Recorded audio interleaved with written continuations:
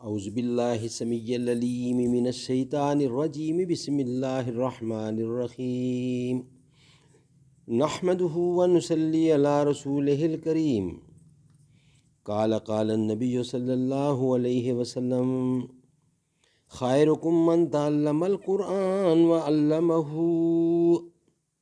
بہترین شخص وہ ہے سب سے زیادہ جو خود بھی قرآن پڑھتا ہے اور دوسروں کو پڑھاتا ہے۔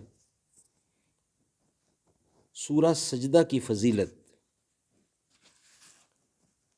سورہ سجدہ کی فضیلت حدیث شریف میں بیان ہے، حضور نبی کریم صلی اللہ علیہ وسلم سورہ سجدہ اور سورہ ملک پڑھے بغیر نہیں سویا کرتے تھے۔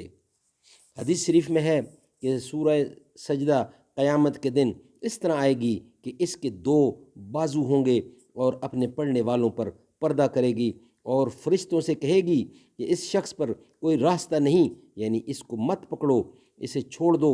سورہ سجدہ اور تبارک الذی دیگر صورتوں پر 60 نیکیاں زائد رکھتی ہے، یعنی سورہ سجدہ۔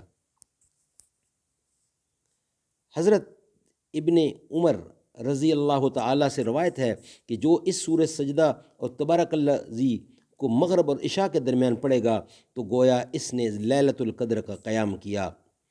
حضور اکرم صلی اللہ علیہ وسلم جمعہ کے دن نماز فجر میں سورہ سجدہ کی تلاوت فرمایا کرتے تھے۔ تیرے اعمال سے ہے تیرا پریشان ہونا، ورنہ مشکل نہیں مشکل کا آسان ہونا۔ پورے عالم پہ حکومت ہو تیری اے مسلم، تو سمجھ جائے اگر اپنا مسلمان ہونا۔